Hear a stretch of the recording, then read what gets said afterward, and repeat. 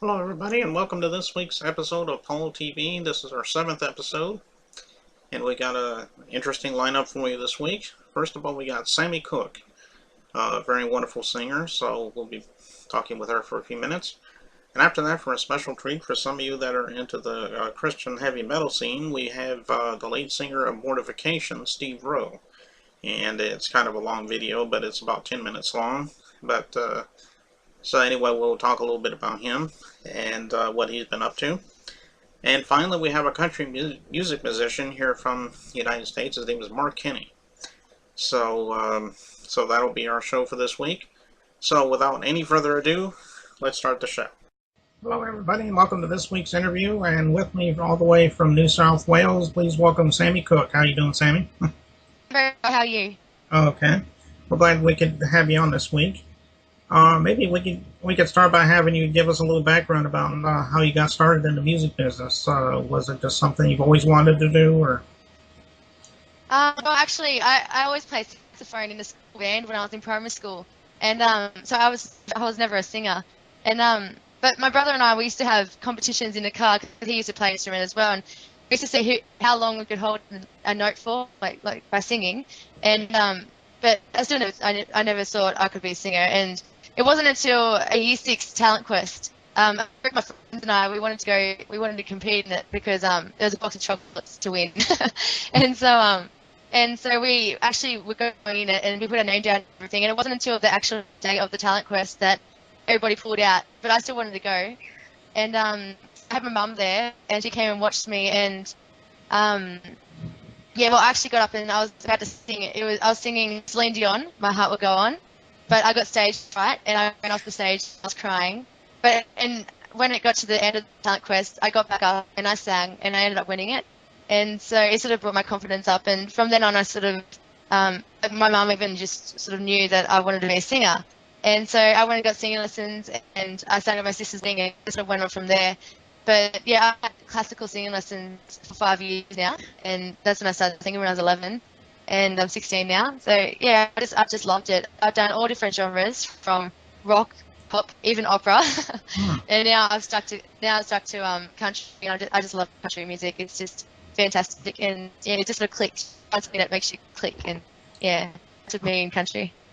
Well, that's good. And again, as you mentioned a minute ago, you mentioned you were, you like all kinds of different music, rock, pop, and opera, and so forth. What exactly influences do you have as far as music that encouraged you to be a musician?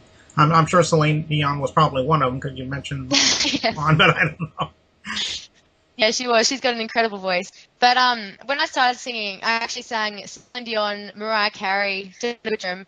And so all those people along those lines. And I've always loved big songs. So I'm someone who loves to have challenges. And yeah, I always love big songs. But my inspiration when I started singing was Delta Goodrem. Always was Delta Goodrem.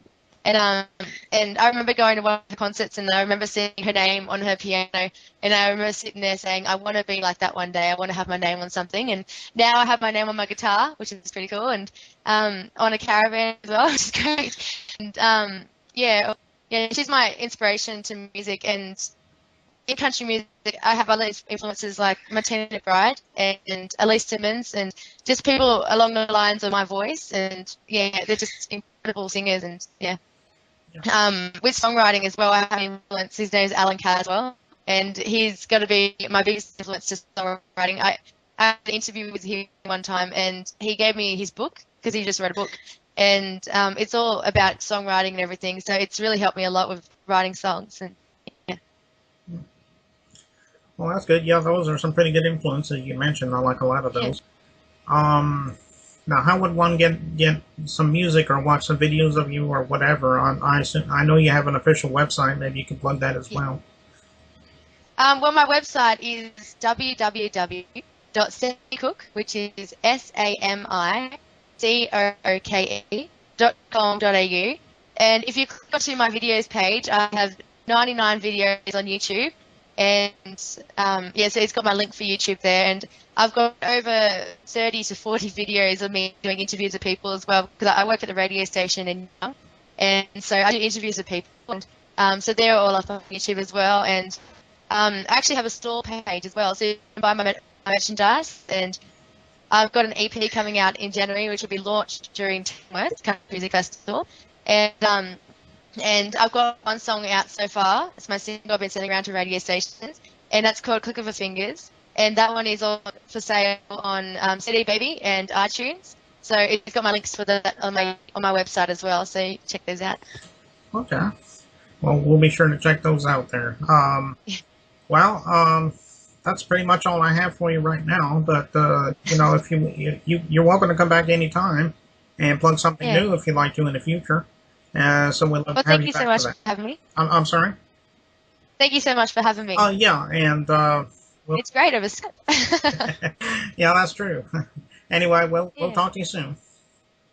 Yeah, see you later. This song is my original song, and this is called "Click of Her Fingers."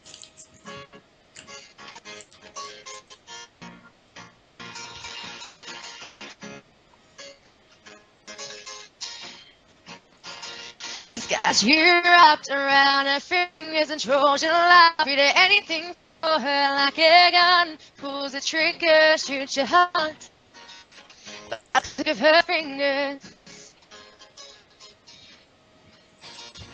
Oh, yeah. Well, she walked in so innocently like a lion searching for prey. Slides up next to you and snaps straight away your bay. Good boys, did he go over there? It's like your brain's gone away. Everyone thinks she's perfect, but I don't see that way. She's got you wrapped around her fingers and Trojan love. Yeah, anything for her like a gun. Pull the trigger, shoot your heart. By the click of her fingers. Oh, yeah. When we hang out like we normally do, oh, you talk about it. So many things are changing now. Is that what you prefer? False dance, false hair, makeup too. Do you think she's here to stay? You're falling for her stupid tricks and the image she betrays. She's got you wrapped around her fingers and Trojan love. You do anything for her like a gun. Pulls the trigger, shoots your heart by the click of her fingers. Oh, yeah. Wake up, I swear you're hypnotized. How don't you see through her lies? Am I the only one that sees? She's got you wrapped around her fingers and Trojan laugh. You do anything for her like a gun. Pulls the trigger, shoots your heart. Oh, she's got you wrapped around her fingers and Trojan laugh. You do anything for her like a gun. Pulls the trigger, shoots your heart. She's got you wrapped around her fingers and Trojan laugh. You do anything for her like a gun. Pulls the trigger, shoots your heart. By the click of her fingers. Oh, yeah. By the click of her fingers.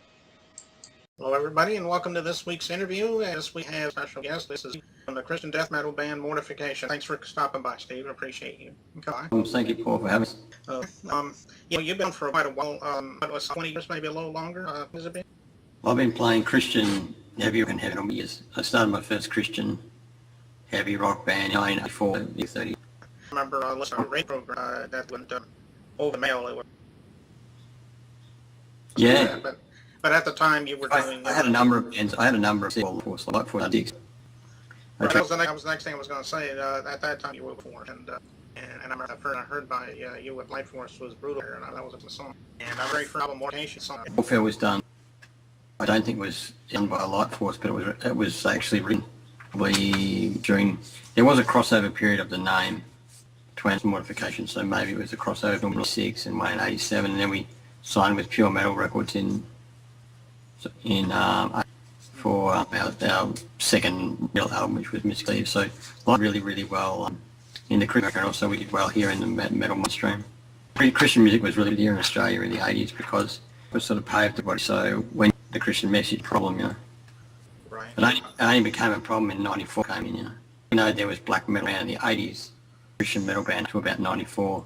And when that real black metal scene came in, that was when we started getting out of the scene, especially here,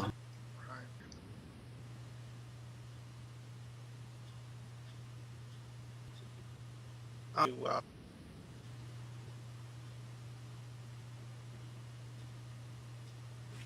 Can't hear you, boys. uh,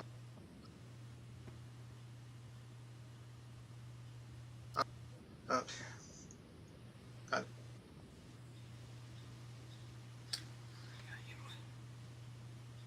can't hear you, boys. oh, I'm sorry. Cutting in now. Yeah. We're having a little bit of connection issue. But I was starting to say was, when did it begin for you? I mean, as far as, has it been that way, or did you fall into it? Maybe you could let me know that. Well, when I was a teenager, I was listening to a lot of metal. Like I started off when I was 8 years old, listening to Deep Purple and Status Quo and Slade, and in the late 70s I got into Motorhead and Budgie and like a bunch of classic rock bands. Always been into Status Quo and Purple, been a big sort of classic rock stuff like Blue Oyster Cult and that sort of stuff. And then of course around 1980 I got into Maiden, and until 94 the really being part of the church, that was something they were related to, and then I heard it was sort of extreme, even with Light Force, even playing traditional metal, we were still pushing the boundaries of, we're still bringing forward mortification in, and everything. Leaning on the heavy end of music. But in the early days, and so we sort of had to stick to heavy rock. So it's kind of finding initially in the earlier part of the 80s, finding Christian musicians to be mainstream band for fun musicians, because even in 1987 when we won the Melbourne Heavy Metal Battle of the Bands, and we were starting playing the One Metal Club here, there was only about 10 active bands that were any good. So it was a very small scene back then here in Australia. So it was good for us because we always played to a good crowd, Okay, and I'm guessing it.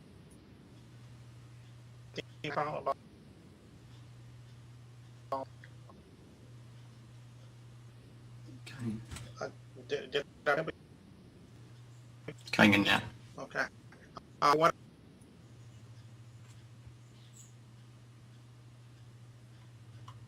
Can't hear you.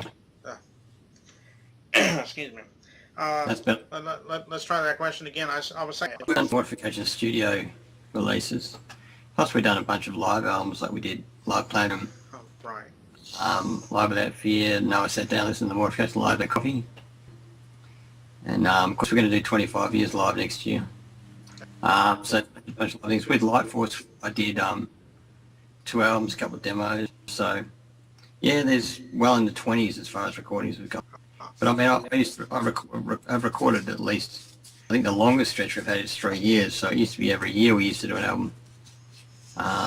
But in recent years it's been more like 2 or 3 years. Every 2 or 3 years we do an album. So but we will be doing another full-length Mortification album in September, October this year. Okay. We're working. It'll be before you do an album. Sorry? I said it'll be September before you do another album.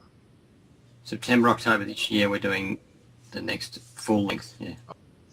Okay, and of course, obviously, all your albums, Amazon, CD Baby, some of those other ones, iTunes as well. Buy them from Reactions.com. Oh, okay. That's thanks for reminding me. The best way to support Mortification, the stuff I do. I'm actually at the moment in the process of setting up my own store again, because Soundmass has run my Road Production store for the last 10 years. So I'm going to have my own store and my own pay downloads, Road Productions downloads, probably by the time this interview airs. So within the next couple of weeks. So I would say by at latest late March that we will have our own store, our own pay downloads at www.roadproductions.com. So if you want to support the band, it's best to buy hard copies or digitals from us. 100% of the money comes to this band rather than other people, The problem is that it was 100% of stuff is 100% of those music, and And the person who owns that, Adele Meisenheimer, won't give me the rights to my albums back. And that contract that we signed with Frontline Intense in 1991 is completely flawed ethically and because of all the sales that Nuclear Blast had, because of Nuclear Blast. So I don't know how I'm going to resolve. I probably am stepping on dangerous ground speaking about it publicly, but I think it's something that needs to be resolved. Challenge these people about the ethics of it was originally signed. I've spoken to Jim Kempner personally. It was the original person that we signed this bogus record deal. And he said to stop taking my grievances out on other people, which I wasn't. I'm just trying to find a fair playing field. So we haven't had an easy time with our classic releases. All of our classic releases are owned by other people. And when Jimmy Kempner went broke, he signed all the contracts and to other people, which are now Unwise Music. And unfortunately, we don't get anything. Even though we had a small offer, I rejected it. I believe that after all these years, that the rights to those albums should revert to this more mission. There's something to a lot about at the moment. Well, I'm very happy that Nuclear has ownership of a lot of the early Mortification as well. Yeah, this is where it all becomes a bit blurred, because technically Myers Music owns all that early stuff, but it was all licensed to Nuclear Blast. They've licensed it on to Brazil and Metal Mind in Poland, and Metal Mind have released all of our old stuff on Digipacks. And so who is the owner and who isn't? Even Nuclear Blast is concerned about it, because,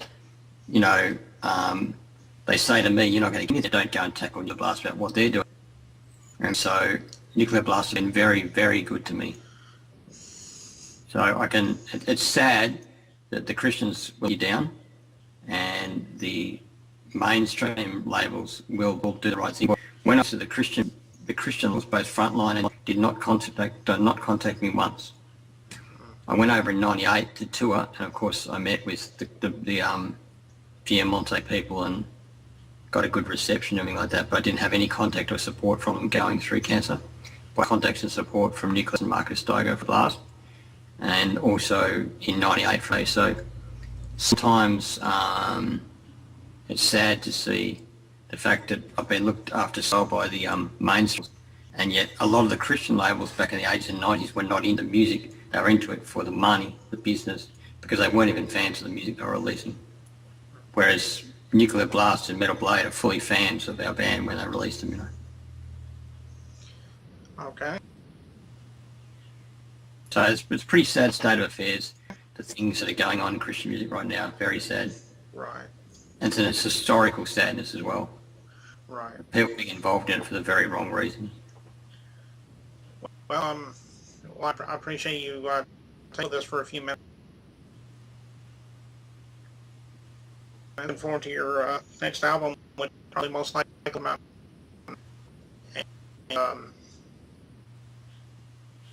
I'm losing your voice. Okay.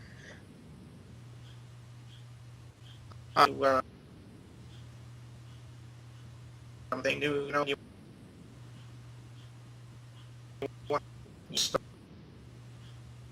I can't get your voice. Okay. Sorry, again, we're having a connection issue here. Well, what I was saying was that if you need any help, with promoting your stuff, or if you have anything new, you want to come out with, you want to tell us about it, or if you want to come out with an interview, anything like that, you're more than welcome to let us know, and maybe we'll have you back on for another interview in the future. Yeah, probably next year. We're 25 years next year. Okay. And I'll make sure that Sherry Ross gets you a copy of the new CD when it comes out. Okay. Well, I appreciate that. She's our American manager. Well, I appreciate that. Anyway.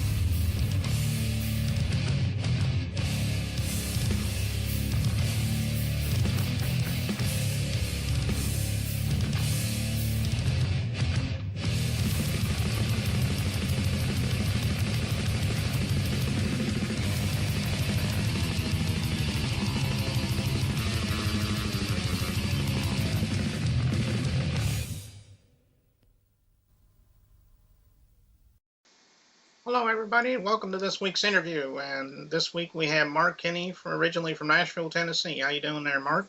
All right. How about you, man? Oh, I'm doing pretty good. Glad you could come on Ben TV for a few minutes and talk with us.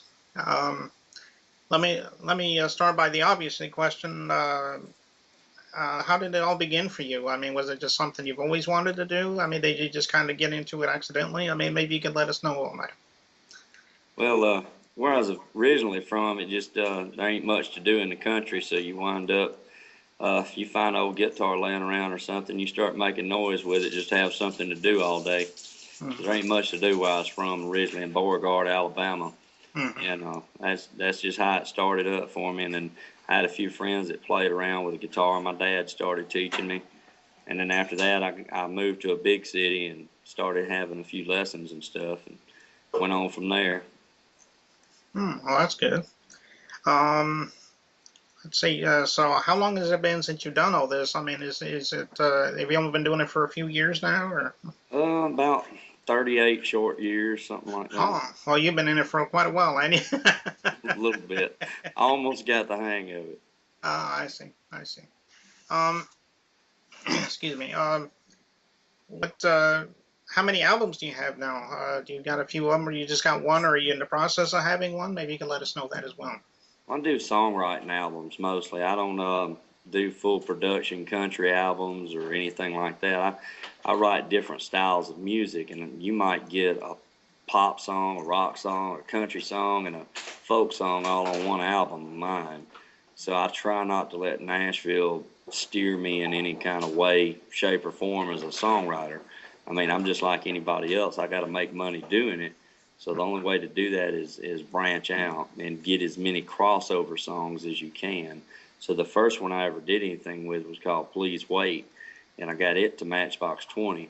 And so I've learned real quick, if you write a popish kind of song, nowadays it can go for country just as quick a lot of times, and so you're getting double paid for it. Well, that's good. You know, I've only heard a few songs by that group too. They're a pretty good group. But I'm glad that you're, getting successful at what you're doing, and that's what's important. And who knows, maybe one of these days you could actually do an album one day, if you get around to it. And Yeah, I've done 3. we'll be happy to plug it for you. So, so. Now, before the show, you were telling me about a benefit that you're getting started here. Maybe you can tell us a little bit about that as well. Yeah, it's a benefit for a guy named Jay Hinkle. He was a musician that he happened to come to one of my shows like a Wednesday night up at Smith Station, Alabama. And I met him the day before on Facebook. And the very next day after I met him, he got in a bad motorcycle accident. So he's lost his leg from the knee down on the right side, and his bones are crushed on the left side. And he's having a rough time, man. So I put together this big benefit in Opelika. I got the event center over there, and I've got car shows, truck shows, bike shows coming. The Dukes of Hazzard cars, the General Lee and the Roscoe P. Coltrane car for the kids. I got 18 bands booked, including mine.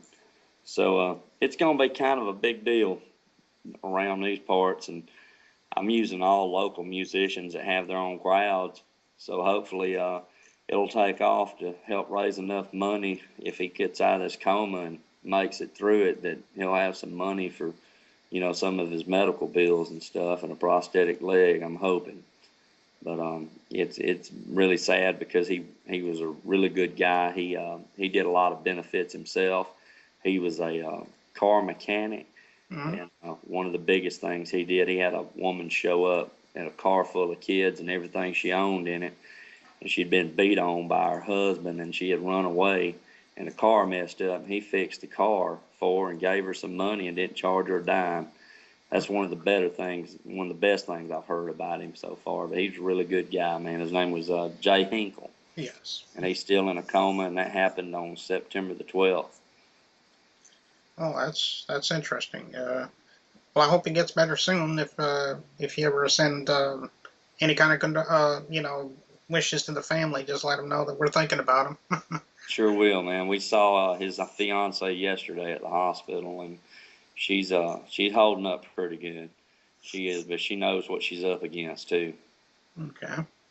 And I understand you got like something you wanted to show us based on that little Jay Hinkle. Yeah, the flyer, the actual flyers like this right here. You can find it on my Facebook page at facebook.com/mark.kenney1. Okay. That's MARCKENNEY.1. And you can download it off there. Or you can go to Jay Hinkle Benefit page. I'm the admin on that page, and you can actually download that flyer there also. Okay.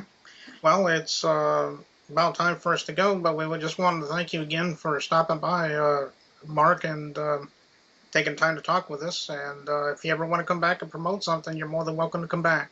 So I just thought I'd invite you personally to do that anytime you'd like.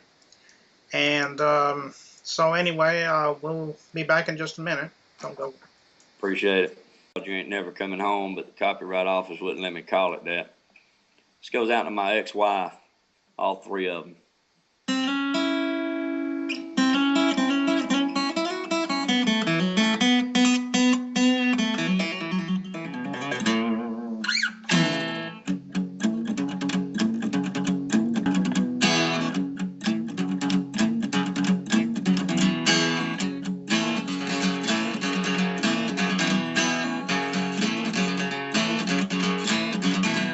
Don't know where you go when, I don't know where you've been, but I can't believe you're out there slave working overtime again.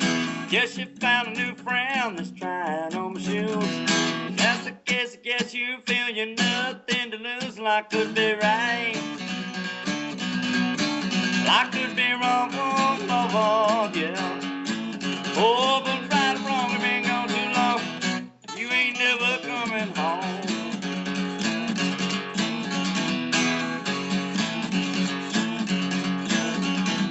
Walked into a bedroom just to pack up all your clothes. To my surprise, all I found was your torn up pantyhose. Took all of your jewelry, but you left your wedding band. Guess you won't be needing it no more when you're out with your new man. And I could be right,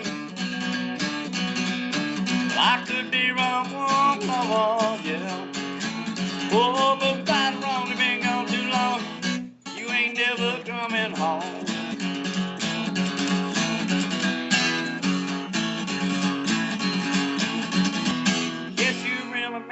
When you finally said we're through, and I guess I can't get one more chance, cause he has taken you, and I could be right, well, I could be wrong, yeah. Oh, but right or wrong, you've been gone too long.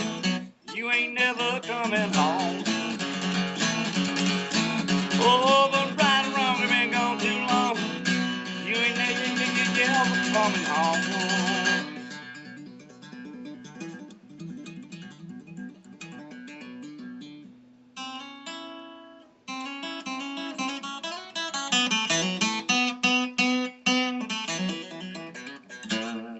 never coming on, baby. Get the hell out. Don't let that door hit you in the pretty little lady. See ya.